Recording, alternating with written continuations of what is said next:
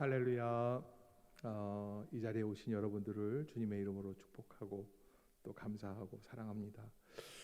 울산을 향해서 온다고 하니까 충주 쪽에서 이제 차를 갖고 왔거든요. 이렇게 오면서 충주 쪽에 이렇게 왔는데 관광을 왔다 가는 것 같아요. 이렇게 보니까 울산 고속 관광버스가 지나가더라고요. 그것도 반갑더라고요. 김성수 목사님 좋은 분이죠. 네, 저는 한 4년 전, 한 25년 전 10월 달쯤에 우리 첫 만남을 했었어요. 저는 얼마 전까지만 해도 우리 둘만 친한 줄 알았어요. 나중에 보니까 김성수 목사님 사랑하는 사람이 그렇게 많더라고요. 아멘. 그래서 제가 약간 뒤통수 맞은 것 같기도 하면서도 기분이 좋았어요. 그래. 왠지 모르게 사람을 끄는 마음이 있어서. 그래서 저도 오늘 사실 울산 오면서 별 생각을 다 해봤는데 울산하고 나하고 무슨 관계가 있나 했더니 저는 일산 살더라고요. 여기는 울산이고 같은 산이다 생각이 들고 하나님의 은혜 가운데 정말 울산 제일교회는 세계에서 알아주고 있는 귀한 교회인 줄로 믿습니다. 그 교회가 하나님의 은혜 가운데 날마다 더 크게, 더 아름답게, 더 견고하게 세워져가는 축복의 계절이 될 수 있기를 주의 이름으로 축복합니다. 오면서 기분이 내내 좋았어요. 왜 좋았나 생각해 보니까 가을이 깊어가고 있어요. 단풍이 막 들고 있는 거예요. 여러분, 오늘 제가 오면서 보았던 단풍들을 여러분들이 형언할 수 없을 만큼 제가 좀 찍어서 좀 보여드리고 싶을 만큼 아름다운 색깔들이 가득히 온 산을 물들이고 있었습니다. 가을이 깊어간다, 되게 그렇게 이야기를 하지 않습니까? 깊어간다라는 이야기는 아주 소중한 이야기고 중요한 이야기입니다. 다른 말로 표현하면 맛이 익어간다라고 할 때 깊어간다라는 표현과 비슷하게 쓰는데 맛이 익는다라는 것은 무슨 뜻입니까? 맛이 진정한 맛을 내게 될 때, 그래서 우리가 원하는 맛, 김치가 잘 익었을 때 김치다운 김치의 맛이 나올 때 그때 김치가 잘 익었다, 김치가 깊은 맛이 난다, 뭐 그런 이야기들 하지 않습니까? 제발 고개 좀 끄덕여 주세요. 그런데 그렇게 김치다운 맛이 나오는 것, 저는 그래서 깊어지는 것, 익어가는 것은 머리의 문제가 아니라 우리의 심령의 문제다. 아멘. 머리로서 아는 지식으로는 깊어질 수가 없습니다. 마음에서 은혜가 깨달아질 때, 마음에 기쁨이 와닿을 때, 내가 살아가는 삶의 존재를 깨달아갈 때, 그때 비로소 우리는 진정한 기쁨의 은혜를 깨닫고 우리의 인격 자체가 깊어지고 익어지는 줄로 믿습니다. 오늘 5인 5색 마지막 시간이라고 말씀을 들었습니다. 오늘 밤에 이 가을이 우리에게 주고 있는 깊어져가는 그런 은혜가 이 밤에 우리 사이에 이루어질 수 있기를 주의 이름으로 축복합니다. 어느 목사님이 교회에 새로 부임하셨습니다. 원로 목사님이 잘 목회를 하시던 교회에 젊은 목사님이 오시니까 이 목사님 정신이 없어요. 한 2달 지났는데 벌써 한 3년 4년 지나간 것 같은 그런 느낌이에요. 좀 고개 좀 끄덕여 달라니까요. 너무 힘들어하니까 장로님이, 목사님 저랑 낚시나 좀 갑시다. 그래요? 그거 좋죠. 오늘 밤에 당장 갈까요? 장로님이 낚시 가자고 하니까 목사님이 얼른 따라갔습니다. 장로님이 낚시터에 가서 차를 저쪽에다 세우고 이쪽으로 이렇게 다리를 건너서, 그리고 이제 여기다가 이제 좌대를 설치를 하는데 교회 일을 보고 그리고 저녁 때쯤 출발했으니까 약간 어두워도 요 시간쯤 되는 거예요. 장로님하고 목사님하고 부목사님도 한 분 동행하고 이렇게 같이 갔는데 장로님 뭐라고 그러시냐면, 목사님 부목사한테 시키는 거예요. 혹시 저 차에 가셔서 저 좌대 하나만 더 갖고 오세요. 내가 놓고 왔네.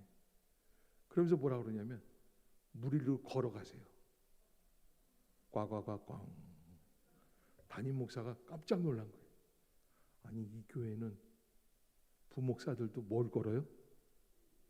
물 위를 걷는다는 거예요. 등에서 막 식은땀이 나오는데 그런 감정은 담임 목사가 안 되면 느껴보지 못하는 감정이에요. 왜? 담임 목사는 모든 면에서 뛰어나야 된다고 생각을 하는데, 아니 부목사가 물 위를 걷는다고 우리 장로님이 아무렇지도 않게 얘기하면서 목사님 그 물 위로 걸어갔다 오세요 그러는 거예요. 잘못 들었나? 그래서 정말 어두컴컴한 그 강가에서 부목사가 물 위를 성큼성큼 걸어가서 자대를 갖고 오는 거예요. 내가 뭘 잘못 봤나? 예수님이 부활하신 건가? 이게 어떻게 된 일인가? 근데 조금 있더니 장로님이 아이고 이번에 내가 좀 갔다 와야겠네. 이거 밑밥을 다 놓고 왔네. 그러더니 부목사한테 뭐라 그러냐면 목사님 저도 물 위를 걸어갔다 올게요. 담임 목사 들으라고 그러는 건지 그 장로님도 물 위를 성큼성큼 걷더니 가서 갖고 오는 거예요. 이 담임 목사님은 딱 한 가지 마음밖에 안 들죠. 주여 이 시간이 빨리 지나가게 하옵소서. 그런데 아니나 달라요. 9시 10시쯤 됐는데 목사님 출출하지 않아요? 차에 라면이 있는데 목사님 좀 갔다 운동 좀 하실 겸 움직여 갔다 갖고 오시죠. 그러더니 뭐라 그러냐면 목사님도 물 위로 한번 걸어보세요. 아니 내가 물 위를 걸을 줄 알아야지. 그래도 또 담임 목사 된 사람 입장에서는 물 위를 도전을 안 할 수가 없는 기라. 왜? 부목사도 물 위를 걷지, 장로도 물 위를 걷지. 혹시 모르니까 나도 한번 도전해보자. 그리고서는 장로님 걸어가셨던 그 길 앞에 서가지고서는 주여 떨리는 마음으로 다리를 내딛었는데 빠졌을까요? 안 빠졌을까요? 어떻게 이렇게 잘하세요? 빠지고 말죠. 장로님이 얼른 달라오더니 아유 목사님 그게 아닌데. 나중에 알고 봤더니요 그 옆에 물 속으로 돌다리가 있어요. 좀 제발 고개 좀 끄덕여달라니까요. 그렇죠? 무슨 얘기인지 아시겠죠? 그런데 멀리서 보니까 어두운 밤에 꼭 물 위를 걷는 것 같은 느낌이 드는 거예요. 담임 목사의 마음은 그럴 때가 있습니다. 모든 사람들 앞에서 내가 우위를 가야 남들이 못하는 거라도 좀 해볼 수 있어야. 그 목사님이 솔직하게 장로님 나는 물 위를 못 걸어요. 어떻게 걸으면 돼? 이렇게 하면 되는데 그 말이 잘 안 나오는 게 담임 목사의 마음 아니겠습니까? 오늘 제가 본문을 잡았던 마태복음 3장에 있는 이 사건은 우리가 잘 알고 있는 사건. 예수님께서 세례 요한에게 무엇을 받으십니까? 세례를 받으시는 장면입니다. 유대인들은 말이에요. 유대인들은 율법을 통해서 이방인들과 자기들의 신분을 선을 그어놨습니다. 그래서 너는 죄인, 우리는 의인이에요. 그러니까 여러분 세례는 의인이 받는 겁니까? 죄인이 받는 겁니까? 죄인이 받는 거예요. 죄를 씻기 위해서 받는 거예요. 그래서 세례 요한이 이 회개 사역을 시작을 할 때 많은 사람들에게 회개하라. 하나님의 나라가 가까이 왔느니라. 그러면서 모든 사람들에게 회개를 선포하는데 유대인들만큼은 잘 움직이질 않아요. 군인들도 옵니다. 세리들도 옵니다. 기생들도 옵니다. 여러 사람들이 와서 세례를 받는데 그러나 정통 유대인들은 움직이지를 않아요. 그러니까 하나님의 아들로서 이 땅에 구원을 이루기 위해서 오신 예수 그리스도께서는 세례를 받으실 필요가 있습니까? 없습니까? 당연히 없는 거예요. 그런데 어느 날 예수님께서 세례 요한이 사역하고 계시는 그 요단 강가에 와서 그를 마주보고 있다가 세례를 베풀고 있는 요한에게 물속으로 들어가서 그렇게 이야기를 합니다. 내게 세례를 베풀어라. 깜짝 놀랄 만한 사건이에요. 그래서 오늘 세례 요한은 뭐라고 이야기를 하느냐면 당신이 내게 오시나이까. 자, 여러분 오늘 본문 3장 10절부터 보면 이미 도끼가 나무 뿌리에 놓였으니 좋은 열매를 맺지 아니하는 나무마다 찍혀 불에 던져 버리리라. 나는 너희로 회개하기 위하여 물로 세례를 베풀거니와 내 뒤에 오시는 이는 나보다 능력이 많으시니 나는 그의 신을 들기도 감당하지 못하겠노라. 그는 성령과 불로 너희에게 세례를 베푸실 것이다. 여러분 분명히 알고 있어요. 세례 요한은 뭐가 메시아로 오신 그분은 자기가 감히 견주어 비교할 만한 분이 아니라는 사실이에요. 세례 요한의 세례는 물로서의 세례입니다. 그러나 세례 요한은 분명히 아는 것이 메시아 하나님의 아들이 오셔서 주실 세례는 성령과 불로서 우리에게 베푸실 세례라는 것이죠. 그러면서 이 세례 요한이 요단강에서 세례를 베풀고 있을 때 예수님이 다가오니까 14절에 보면 요한이 말려 이르되 내가 당신에게서 세례를 받아야 할 터인데 당신이 내게로 오시나이까. 따라해 봅시다. 당신이 내게로 오시나이까. 다시 한번 당신이 내게로 오시나이까. 여러분 사실은 이 14절에 당신이 내게로 오시나이까는 우리 기독교 모든 성도들에게 주고 계시는 하나님의 화두예요. 왜? 높은 사람이 와야 돼요? 낮은 사람이 와야 돼요? 낮은 사람이 높은 사람한테 와야 돼요. 아픈 사람이 의사한테 와서 고쳐달라는 게 맞는 얘기예요. 그런데 예수님께서는 예수님 의인이세요. 의인인 정도가 아니라 하나님의 아들이세요. 그런데 그럼에도 불구하고 세례 요한에게 와서 세례를 베풀어 달라고 하는 거예요. 당신이 내게로 오시나이까. 여러분 예전에 무협지 좀 읽으셨죠? 제발 고개 좀 끄덕여 주세요. 그렇죠? 무협지를 읽은 분들은 강호의 세계라는 걸 압니다. 이 정도 얘기했는데 잘 못 알아들으면 울산제일교회 성도들은 기도하느라고 무협지를 못 읽은 거예요. 강호의 세계라는 건 뭐냐면 저기 숲속이나 강이나 뭐 이런 데서 영화에 같은 데 보면은 이렇게 칼싸움을 하는데 중국 사람들은 조금 과장이 심하니까 이 칼 검객들이 싸우면은 어떻게 합니까? 보통 하늘을 날아다니는 거. 그건 아시네요. 스쳐 지나가는데 이 저기 뭐예요? 갓끈이 끊어지고 뭐 이런 거 있잖아요. 그게 그냥 탁 한 것 같은데 벌써 칼을 빼서 휘두르고 넣는 거예요. 예. 그런데 그렇게 대결을 하는 게 강호의 세계거든요. 서로 무사들끼리 칼싸움을 하고 무술을 대결하는 거예요. 저는 오늘 요단강에서 예수 그리스도와 세례 요한의 대결이에요. 어떤 대결인가? 무슨 대결일까요? 하늘의 영성을 가지고 어떻게 하면 하나님의 음성을 듣고, 여기 오늘 본문에 무슨 일이 일어나냐면 하늘 문이 열리는 역사가 일어나는 거예요. 그게 대결이에요. 왜? 세례 요한은 아직까지 전 이스라엘 백성들에게 회개를 선포했지만은 많은 사람들이 와서 세례 요한 앞에 엎드려서 회개를 받고 회개를 하고 세례를 받았지만은 하늘 문이 열리지를 않았어요. 예수님이 그 세례 요한 앞에 서신 거예요. 내게 세례를 베풀어라. 그러니까 세례 요한도 만만하지가 않죠. 내가 당신에게서 세례를 받아야 할 터인데 당신이 내게로 오시나이까. 이 두 사람 사이에 갈등이에요. 팽팽하게 오고 갑니다. 그때 예수님이 이 말씀을 해주십니다. 예수께서 대답하여 이르시되 이제 허락하라. 우리가 이와 같이 하여 모든 의를 이루는 것이 합당하니라. 따라해 봅시다. 우리가 이와 같이 하여 모든 의를 이루는 것이 합당하니라. 여기서 모든 의라는 게 뭘까요? 하나님의 의예요.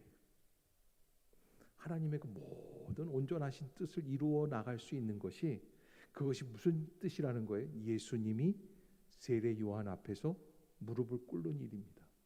무슨 의미가 담겨져 있냐면 가장 중요한 의미는 예수님은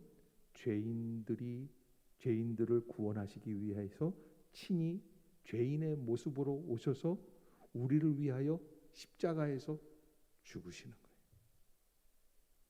이제 앞으로 예수님께서는 공생애를 다 마친 다음에 마지막 순간에는 어떻게 하시겠다는 거예요? 죽으시겠다는 거예요. 근데 무슨 모습으로 죽는 거예요? 죄인의 모습으로 죽는 거예요. 죄인의 모습으로 죽는데 그 일을 이루시기 위해서 예수님은 지금 죄인만 받을 수 있는 세례를 받으시겠다는 거예요. 그게 예수님의 뜻이에요. 자, 사실은 어떻게 보면 꼭 세례를 받아야지만 사람들에게 구속의 역사를 하는 것은 아닙니다. 세례 요한 보세요. 누구에게 세례를 받은 적이 없습니다. 왜? 그는 어려서부터 약대 털옷을 입고 석청을 먹고 메뚜기를 잡아먹으면서 광야에서 기도하면서 살아왔던 경건한 믿음의 사람이었어요. 그는 회개를 할 필요가 없는 사람입니다. 그래서 많은 사람들에게 담대하게 회개하라 선포할 수 있었던 겁니다. 근데 예수님은 그러지 않습니다. 예수님의 목적은 사람들에게 인정받는 게 문제가 아닙니다. 예수님의 목적은 누구에게 인정받는 거예요? 하나님께 인정받는 거예요. 사람이 나를 어떻게 보느냐가 문제가 아니에요. 물론 그것도 중요하겠지만 예수님에게 가장 중요한 것은 하나님이 나를 어떻게 보시는가. 그래서 예수님은 세례 요한에게 뭐라고 말씀을 하냐면 이와 같이 하여 내가 여기까지 낮아지고 내가 너에게 세례를 받고 내가 죄인된 모습으로 살아갈지라도, 그래서 죄인으로 낙인이 찍히는 것 같지만 여러분 그리스 사람들 보세요. 헬라 사람들 보세요. 그들이 믿고 있는 신이 누구입니까? 제우스입니다. 제우스가 죄인의 모습으로 와서 죄인된 사람들이 받는 세례를 받는다고 생각을 해보세요. 납득이 안 가는 일들이에요. 필요도 없는 일들이에요. 있을 수도 없는 일이에요. 그러나 예수님은 그러지 않습니다. 우리의 죄를 친히 짊어지시기 위해 세례를 받는 그 자리까지 낮아지시겠다는 겁니다. 모든 의를 이루는 것이 합당하니라. 따라해 봅시다. 모든 의를 이루는 것이 합당하니라. 아멘. 집에서 부부가 티격태격 말싸움을 합니다. 자, 여러분 하다 보면 갑자기 화가 날 때가 있어요, 없어요? 어떻게 그렇게 잘하세요? 별것도 아닌데, 별것도 아닌 걸로 시작을 했는데 제가 한 30년 전에 부산에서 부목사를 생활을 했었습니다. 양산에서 어느 성도가 부산까지 와서 예배를 드립니다. 양산 고속도로를 타고 부산으로 옵니다. 부부가 이야기를 합니다. 말싸움이 됐습니다. 싸우다가 보니까 남편이 내는 경상도 사나이 아니냐. 그래가지고선 여자 뺨을 쳤어요. 그 제주도 좋아요. 운전하면서 한 손으로. 여자가 이번만 맞은 게 아닌 것 같았어요. 너무 비참하게 느껴지는 거예요. 그날 교회 오면서 여자가 고속도로에서 뛰어내렸어요. 죽어요. 나중에 남편이 그러는 거예요. 그럴 일이 아닌데. 그럴 일이 아닌데. 그럴 일이 아닌데 왜 그랬습니까? 순간 인간의 자존심들이 다 문제가 되는 거예요. 그럴 일이 아닌데, 싸울 일이 아닌데, 다툴 일이 아닌데, 갈등을 일으킬 일들이 아닌데 내 욕심을 갖다 보니까, 내가 밀린다고 생각을 하니까, 내가 앞서야 된다고 생각을 하니까, 내가 우선돼야 된다고 생각을 하니까 사람과 사람 사이에 갈등이 일어나게 됩니다. 그러기에 사랑하는 성도 여러분, 우리가 하나님 앞에서 내 뜻대로 안 되더라도 이와 같이 하여 모든 의를 이루는 것이 합당하니라. 아멘. 아멘. 양보하고 지나가면 괜찮은 거예요. 내가 바보 되는 것 같지만 아니에요. 하나님께서 그 일을 책임져 주시고 인도해 주시는 줄로 믿습니다. 하나님이 갚아주세요. 하나님이 회복시켜 주세요. 넘어지는 것 같고 쓰러지는 것 같습니다. 그래서 납작하게 되는 것 같습니다. 그러나 나중에 보면 안 그래요. 저 어렸을 때 중학교 때입니다. 교회 학교에서 야외 예배라는 걸 그때는 곧잘 갔어요. 이 야외 예배를 가는데 선생님들이 뭐라고 그러시냐면, 야 얘들아, 가능하면 김밥 좀 싸와봐. 김밥 좀 먹게. 선생님들이 빵도 준비해 주시고 그러는데 저도 김밥을 좀 갖고 가고 싶었어요. 그런데 주일날 아침에 갑자기 생각이 나서, 엄마 나 김밥 싸줘 그랬더니 우리 집안이 그렇게 넉넉하지가 않거든요. 그때 당시에는 김밥이라고 하면은 지금부터 한 50년 전 김밥은 쉬운 일이 아니에요. 그래서 뭐라 그러시냐면, 야 김밥 없다. 그냥 맨밥 싸가라. 그런데 또 제가 그래도 그 당시에 주일학교에서 인기 좀 있었거든요. 제가 제 체면에 김밥을 안 갖고 가고 맨밥 싸가는 게 좀 그런 거예요. 그래서 꾸역꾸역 맨밥을 싸주시는 그 도시락을 나와가지고서는 부엌 찬장 밑에다가 슬그머니 놓고서는, 그리고서는 그냥 나가버렸어요. 기분이 영 안 좋죠 나도. 인천에, 저는 인천 출신인데 인천 송도 유원지로 야외 예배를 가서 예배를 다 드리고 이제 밥 먹는 시간이 돼서 선생님들이 얘들아 간식 줄게 일로 와라. 그래서 다 가서 하는데 선생님들이 빵을, 옛날에는 보름달 빵이라는 게 있고 삼리 크림빵도 있었습니다. 삼리 크림빵에 얽힌 전설들이 너무나 많이 있고, 네, 크림빵이 가격이 바뀌면서 저것도 성장한 것 같아요. 제가 아주 어렸을 때는 1원이었어요. 그게 어느 날 10원이 되더라고요. 제발 고개 좀 끄덕여 주세요. 그러더니 어느 날 100원이 되고 200원이 되는 거예요. 그 빵들을 다 나눠 주셔가지고 그렇게 해서 이제 먹고 있는데 저만치 해서 제 팬클럽이 여자 친구들이죠. 오빠 도시락 싸왔다는 거예요. 그러면 그렇지, 내 인기가 식질 않았구나. 친구들이랑 같이 먹으려고 갔는데 나는 당연히 김밥 싸온 줄 알았어요. 세상에 가보니까요, 인생 참 이상하더라고요. 걔네들 다 몽땅 덴뿌라에 맨밥 싸왔어요. 덴뿌라 아시죠? 우무, 그 뭐라 그래? 오뎅. 예. 덴뿌라에 맨밥 싸왔어요. 그런데 내가 그랬죠. 야, 촌스럽게 이게 맨밥이 뭐야? 김밥 어디 갔어? 그랬더니 여자애들이, 예쁜 여자애들이에요. 제 그 친한 애들은 그렇게 호락호락한 애들이 아니거든요. 그런데 그러는 거예요. 오빠 오늘 같은 날 어떻게 김밥을 싸와? 그냥 맨밥이면 됐지. 같이 그거 먹어. 먹기 싫으면 말고. 괜히 타박까지 하더라고요. 제가 그때 알았어요. 뭐 갖고 올 걸? 집에 찬장 밑에 놔두고 그 맨밥 갖고 올 걸. 별거 아니에요.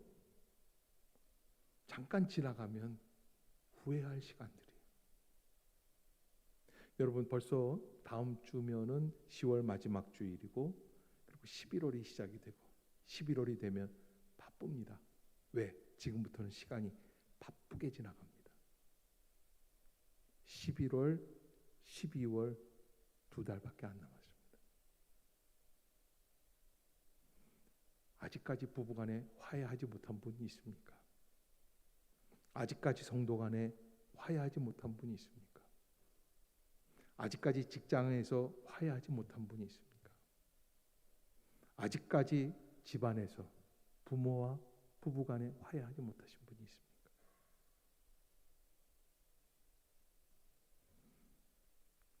이와 같이 하여 모든 의를 이루는 것이 합당하니라. 이와 같이 하여 모든 일을 이루는 것이 합당하니라. 내가 좀 낮아지는 것, 내가 너 앞에서 머리를 숙이는 것, 이거 문제가 아니야. 문제는 의를 이루는 것이 문제야. 그리고서는 예수님은 성큼성큼 세례 요한에게 가가지고 고개를 숙입니다. 16절은 예수님이 세례를 받으시고 물에서 올라오실새 놀라운 일이 벌어집니다. 받으시고 올라오셨어요. 받기 전에가 아니에요. 받아야지 돼요. 고개를 숙여야지 돼요. 내가 엎드려야지 돼요. 내가 낮아져야지 돼요. 하늘이 열렸어요. 아멘. 아멘. 따라해 봅시다.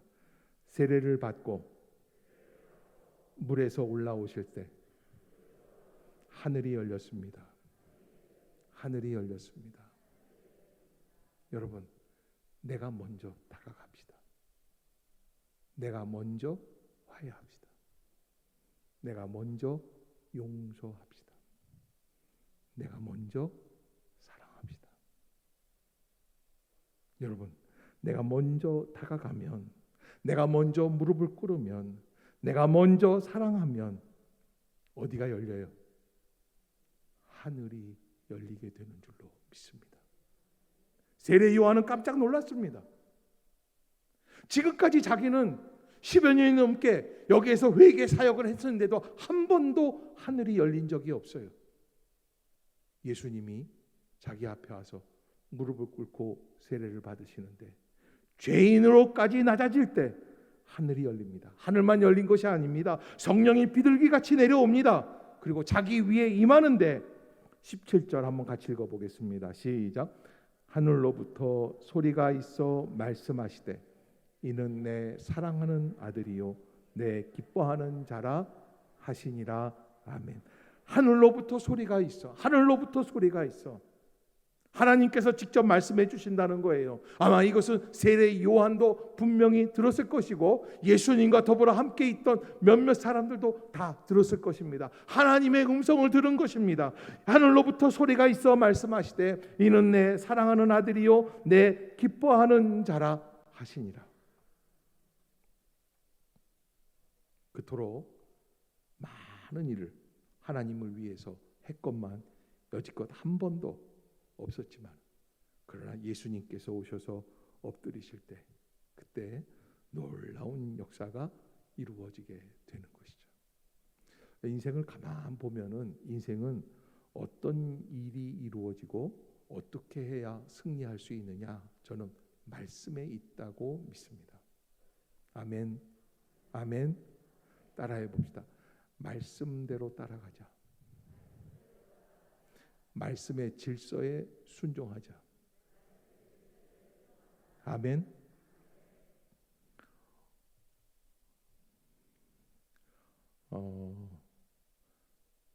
한 40년 됐을 거예요. 제가 22, 23 때 저희 어머님이 쓰러지셨어요. 그래서 저희 어머니 53세 때 중풍으로 쓰러지셔서 28년을 누워 계시다가 돌아가셨어요. 그냥 그 동안에 고생한 건 말로 할 수가 없어요. 제가 22, 23 대학교 3학년 때인데 갑자기 그런 어려움이 우리 집안에 닥쳐와서 지금까지는 어머님이 생활을 다 감당하셨거든. 피아노 학원을 운영하시면서 저희 두 남매를 잘 키우시고 대학까지 다 보내주시고 학비도 다 대주시고 그러던 어머님이 갑자기 쓰러지시니까 정신이 없고 저희가 좀 무리해서 집을 샀거든요. 그래서 은행 이자를 갚아 나가고 있는데 어머님이 쓰러지시니까 은행 이자를 갚을 길이 없는 거예요. 무슨 대성 신협이라고 하는 신협이었었는데 그 신협의 전무이사 어느 교회 장로님이십니다. 그 이사 장로님이 오셔서 한번 눈치를 떠보려고 오신 거예요. 그냥 갑자기 집을 저기 대출 받았던 거 여기 집담보했던 거 그냥 저 공매로 넘기면은 안 되니까 경매로 넘기면 안 되니까 눈치를 떠보려고 오셨어요. 기도를 하시고 또 뭐 이렇게 좀 봉투에 돈도 좀 담아서 주시고 위로해 주시고 다 그러셨는데 결론은 그거예요. 권사님 이제 쓰러지셨으니까 우리 은행에 빚진 것은 어떻게 갚는단 말입니까? 그렇죠? 그러니까 저희 어머님이 가만히 계시더니 저 안방 저 윗목에 TV가 있고 TV 위에 액자가 하나 있는데 거기 뭐라고 쓰여져 있냐면 내게 능력 주시는 자 안에서 내가 모든 것을 감당하느니라 라는 말씀이 쓰여져 있어요. 어머님도 대답이 궁색하죠. 그러니까 이렇게 있다가 장로님, 그러니까 권사가 장로한테 말하는 거예요. 장로님 불가능하다고 생각하시지만 저는 저 말씀 내게 능력 주시는 자 안에서 내가 모든 것을 감당한다라는 말씀대로 감당하게 될 줄로 믿습니다. 그러니까 장로님이 기가 막히죠. 장로님 이 집을 처분합시다. 그리고 이 집을 처분해서 나오는 돈으로 이걸 빚을 갚고 이렇게 해서 상환해서 이렇게 살았으면 좋겠습니다. 장로님이 원하는 대답은 그런 방법이에요. 그런데 너무나 엉뚱한 대답을 하신 거예요. 나는 저렇게 쓰여져 있는 저 문자 그대로 갚게 될 줄로 믿습니다. 그래 장로님이 장로님이시니까 뭔 말도 안 되는 소리 하지 이런 얘기는 못 하세요. 그러든가 말든가. 그러고서 나가셨어요. 저희가 10월, 11월, 12월, 1, 2, 3, 4, 5 거의 한 8개월 빚을 갚느라고 정신없이 저하고 제 동생이 아르바이트를 4-5개 하면서 그래서 한 달에 150만 원씩 들어가는 돈을 막 갚아 나간 거예요. 너무 힘들었어요. 어머님 간호하랴, 돈 벌어서 그거 하랴, 살림하랴. 그래서 휴학까지 하고 그렇게 했는데 어느 봄날이에요. 한 4월, 5월 이렇게 정원에 이렇게 꽃이 떨어지는 거, 꽃잎이 이렇게 떨어지는 모습을 보면서 어머님이 막 이렇게 생각하면서 이런 얘기를 하는 거예요.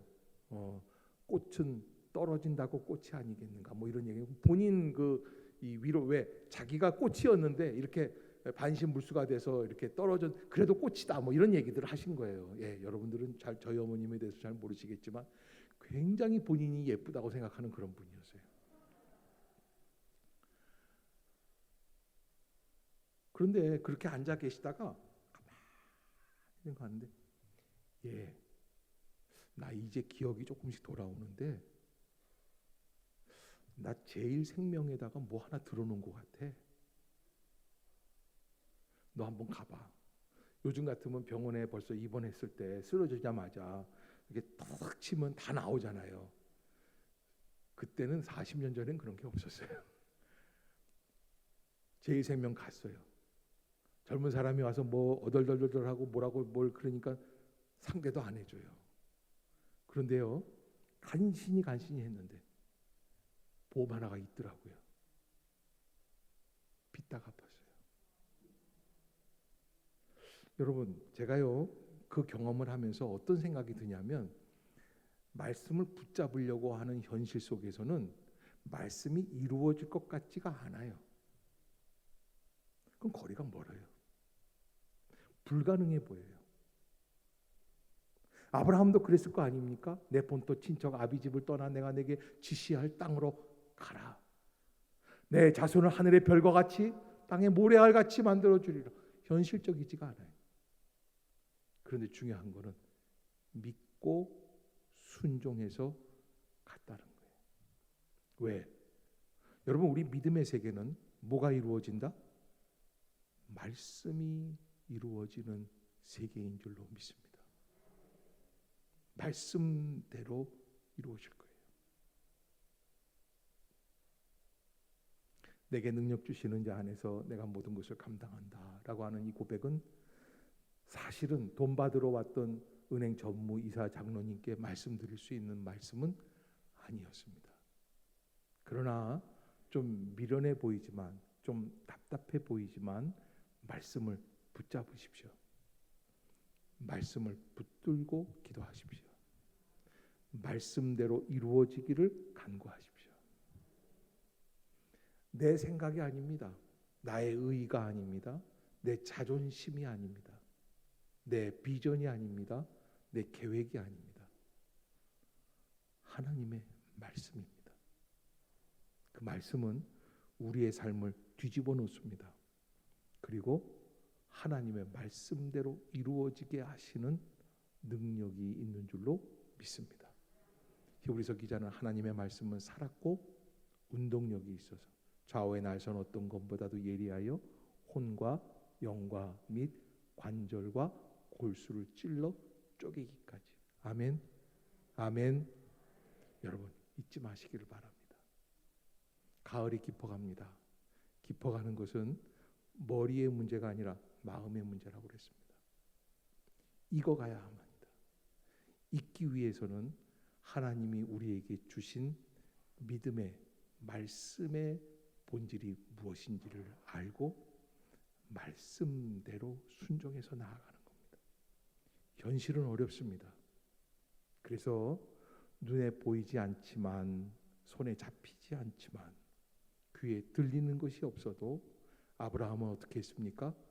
말씀하시는 대로 이루어질 줄로 믿고 나아갔다. 아멘. 아멘. 우리 사랑하는 김성수 목사님, 제가 24년 전에 이렇게 만났을 때 사귀고 교제하고, 저희는 우리 비밀이 없어요. 부목사 때 같이 있고 그렇게 했기 때문에 서로 약점을 다 압니다. 그래서 제가 오늘 오면서 이 김성수 목사님 약점을 다 한번 폭로를, 근데 할 게 없어요. 왜 그런 줄 아세요? 저는 늘 좀 타협도 하고 그러는데 저분은 타협이 없어요. 그냥 원칙대로 가요. 그래서 혼자 놔둬도 그냥 길을 잃어버리지 않고 원칙대로 갈 수 있는 분, 그런 분과 함께 신앙생활을 하는 울산제일교회 복 중의 복인 줄로 믿습니다. 이 가을 우리는 계절이 우리에게 주고 있는 교훈처럼 깊어가고 익어갈 수 있기를 주의 이름으로 부탁합니다. 깊은 은혜 가운데 하나님의 앞에서 하나님의 말씀을 깊이 생각하고 우리가 이와 같이 하여 모든 의를 이루는 것이 합당하니라. 아멘. 한 번 더 따라해 봅시다. 우리가 이와 같이 하여 모든 의를 이루는 것이 합당하니라. 다시 한번, 우리가 이와 같이 하여 모든 의를 이루는 것이 합당하니라. 아멘. 그 은혜가 이루어지는 울산 제일의 성도들이 되시기를 주의 이름으로 축복합니다. 오늘 말씀 붙들고 한번 기도했으면 좋겠는데요. 주여, 내가 말씀을 붙잡게 해주세요. 내 생각 내 고집대로 하지 말고 말씀대로 살아가게 해주시고, 말씀 앞에 순종하게 해주시고, 말씀을 붙들게 해주시고, 그래서 말씀이 이루어지는 삶이 되게 해주세요. 나의 야망, 나의 비전, 나의 편견, 나의 판단, 나의 기득권까지도 말씀 앞에서 내려놓게 해주세요. 예수님이 세례 요한과 더불어서 말씀 앞에서 순종함으로 자기의 기득권을 내려놓고 세례 요한에게 고개를 숙인 것처럼 나도 주님 앞에서 그렇게 순종하게 해 주시옵소서. 이 한 가지만 놓고 기도했으면 좋겠습니다. 더불어서 이 가을, 이제 2달밖에 남지 않은 올 한 해 하나님의 은혜 가운데 익어가고 깊어져서 많은 열매를 맺을 수 있는 귀한 계절이 되게 해 주시옵소서. 우리 두 가지 놓고 함께 통성으로 기도하도록 하겠습니다.